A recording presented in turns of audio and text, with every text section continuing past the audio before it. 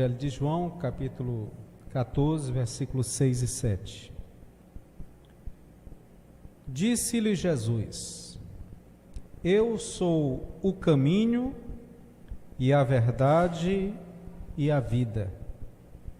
E ninguém vem ao Pai senão por mim.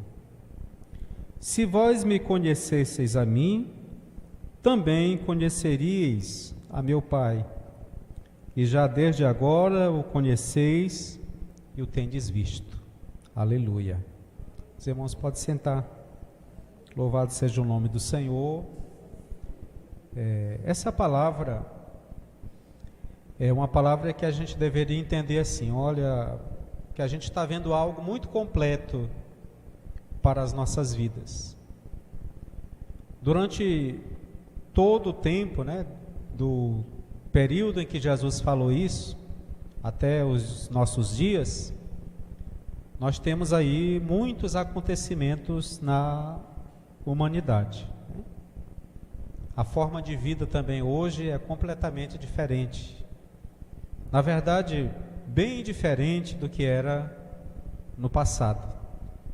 Hoje, as nossas moradias também são muito diferentes do que era no passado. A gente não tem, a maioria de nós, pelo menos, não tem mais a necessidade de ir muito longe para buscar água. Nós temos hoje água dentro de casa, Temos coisas novas, Tecnologia nova, como a geladeira, por exemplo, coisa que não existia antigamente. Os banheiros hoje também são dentro de casa e tem coisas sofisticadas. Vivemos uma alta tecnologia. Porém, quando a gente olha para esse texto bíblico, a gente percebe que a humanidade, cada ano que passa, cada geração que passa, ela está cada vez mais distante do Senhor, sempre buscando um refúgio em outras coisas. O jovem busca um refúgio, um outro jovem busca outro refúgio, e as pessoas sempre estão buscando alguma forma de fugir. Ou elas estão fugindo delas mesmas, ou elas estão fugindo da religião, ou elas estão fugindo da realidade, mas sempre as pessoas estão em fuga. Acontece que as pessoas, é muito provável que elas estão indo no caminho errado. Lá em Provérbios, diz assim: há caminhos que parecem direito aos olhos do homem, mas ao seu final são caminho de morte. E aí a gente pode perguntar: será o que leva, por exemplo, o homem se tornar alcoólatra? Ou o que é que leva o jovem a entrar no mundo das drogas e se tornar um viciado, ao ponto que ele não consegue mais sair sozinho? Então existe algo muito estranho nas pessoas, porque muitas vezes as pessoas, elas destroem a própria vida, ou destroem a própria vida familiar, em busca de algo que elas, talvez nem elas sabem o que é que elas estão buscando. E isso que elas não sabem o que estão buscando, é justamente a palavra de Deus que poderá responder para elas. É a palavra do Senhor que terá o poder de transformar as suas vidas. Então, quando nós temos uma sociedade que não busca mais a palavra do Evangelho, então essa sociedade, ela vai cada dia migrar para o campo do adoecimento.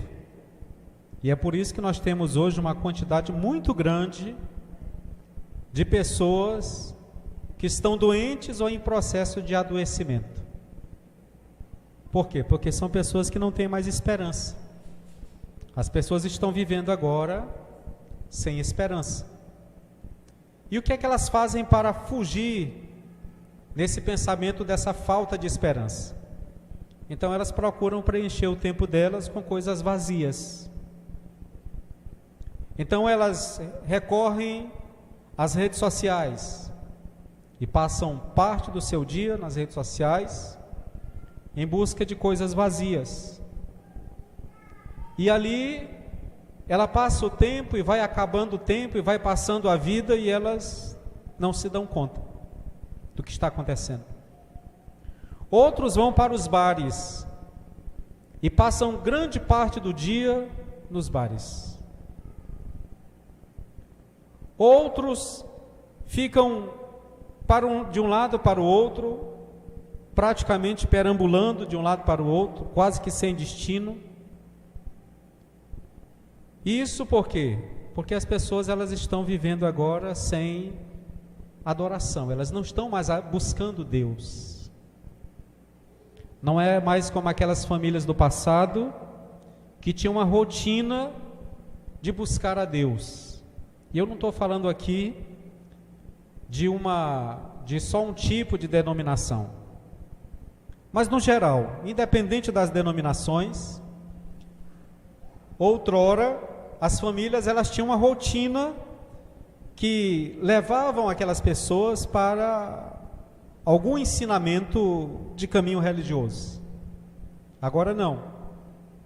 A mãe vai para um bar, o pai vai para outro bar, os filhos ficam delegados às sortes da vida, e então nós temos famílias completamente destruídas.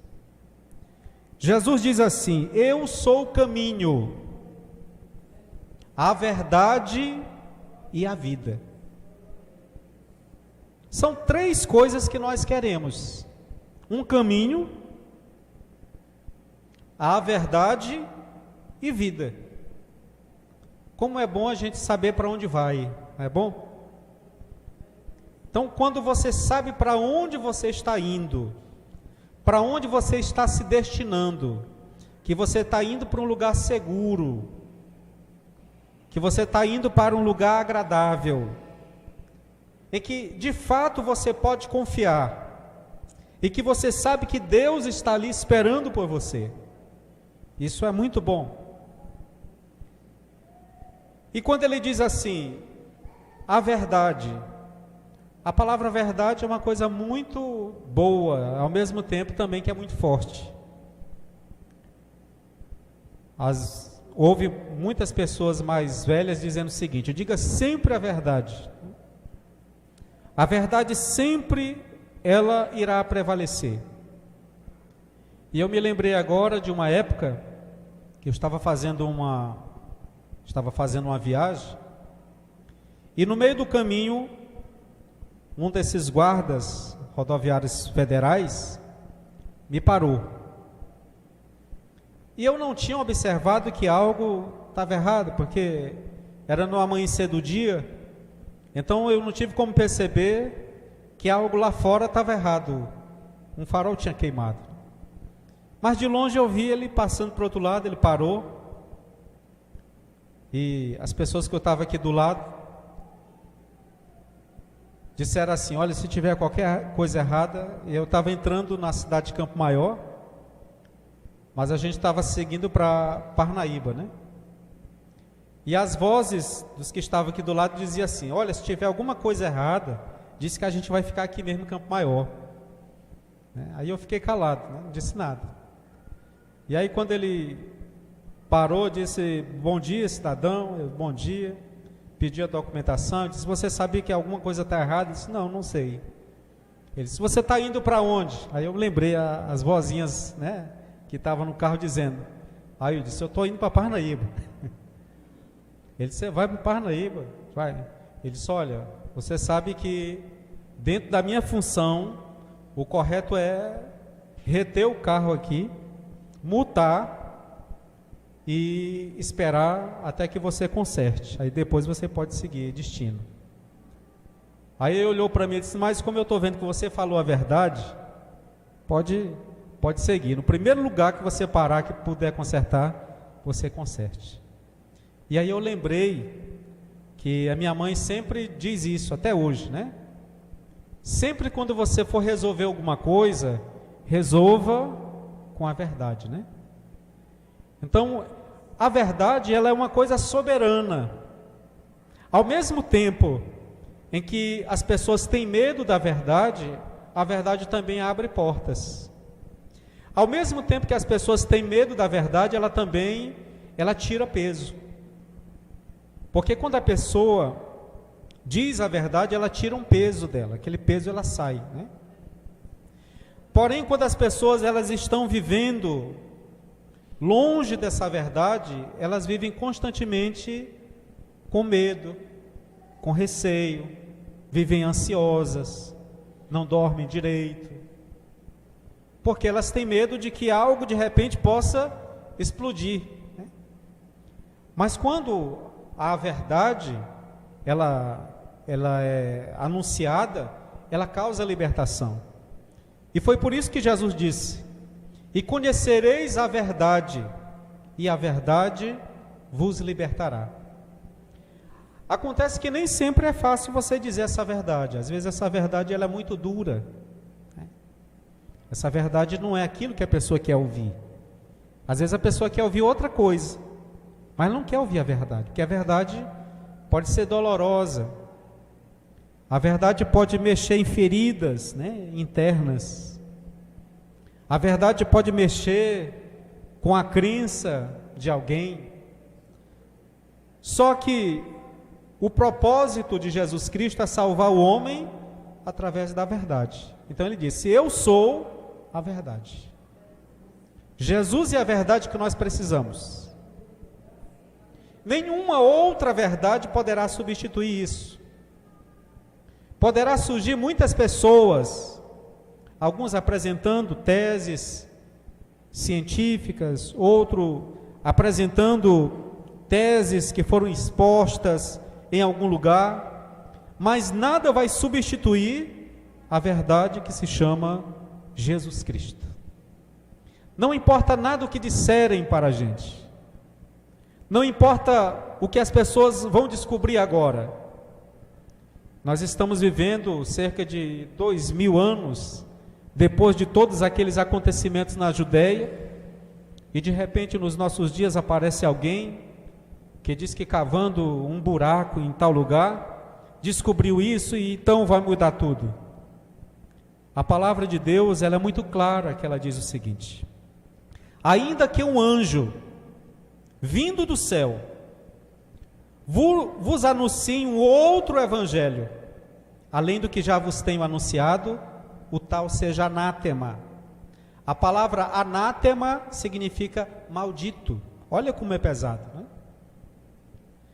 O mesmo apóstolo que escreveu isso, ele repete de novo, ele diz: como eu já disse uma vez, novamente eu digo, ainda que um anjo venha trazer um outro evangelho, ou um novo evangelho, ou um novo modelo de evangelho, o tal seja anátema. Então, o que significa dizer que Jesus Cristo já anunciou a sua verdade, e essa verdade já é suficiente para as nossas vidas. Sempre vai existir alguém apresentando uma forma milagrosa de seguir a Deus. Vai aparecer um aqui, vai aparecer outro ali, e vai dizer: olha, não é mais assim, agora é desse jeito. Sempre vai aparecer alguém. Mas lembre-se do que o Senhor Jesus Cristo falou: muitos aparecerão em meu nome, dizendo: eis que ele está ali. Não, eis que ele está aqui. Jesus disse: não sigais a eles, porque nos últimos dias surgirão muitos falsos profetas, e enganariam a muitos, e se possível fora, até os escolhidos.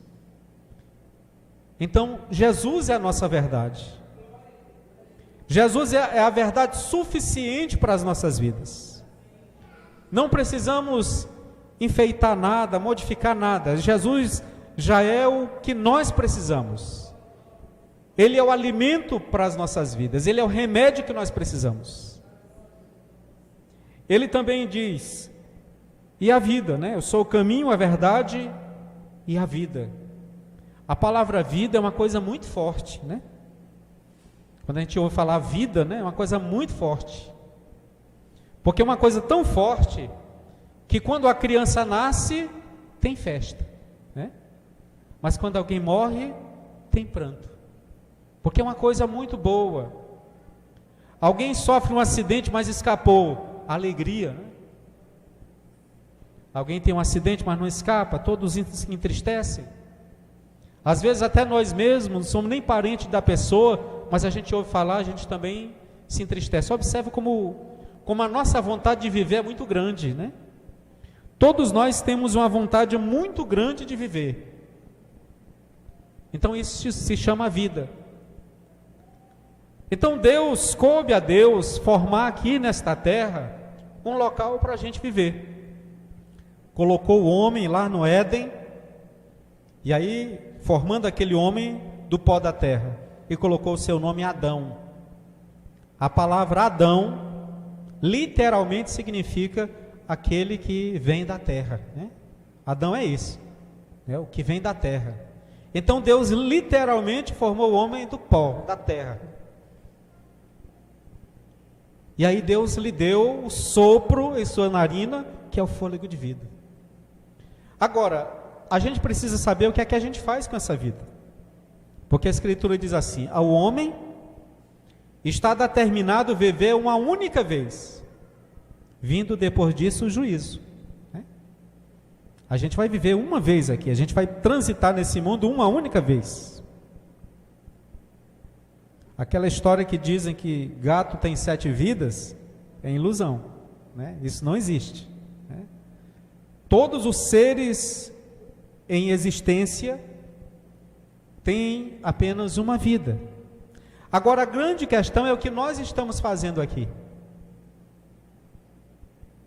O que nós estamos fazendo com a vida que Deus soprou em nossas narinas?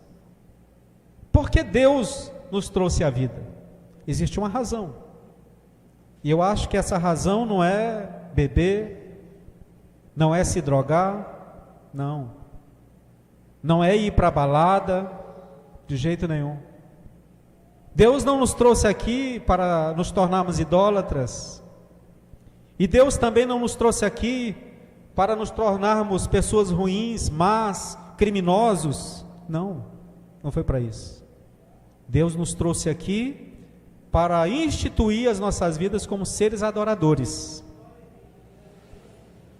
E o princípio dos seres adoradores é esse, é um caminho, o caminho em direção a Deus. A verdade para adorar a Deus. E a vida instituída para viver e adorando a Deus. É para isso que a gente vive. Então, por isso que nós pregamos o Evangelho, porque isso não é só para nós que estamos aqui essa noite, ou para o irmão que está acompanhando em algum lugar, mas para todas as pessoas que o Evangelho puder alcançar. Então, aquelas pessoas que ainda não aceitaram Jesus como Salvador, que talvez pense assim: será que ainda tem chance para mim? Será que ainda a minha vida pode mudar? Sim, pode mudar, porque Jesus continua oferecendo um caminho, Jesus continua sendo a verdade, e Jesus é o garantidor desta vida nova e maravilhosa na presença do Senhor. Eu agradeço a oportunidade em nome do Senhor Jesus.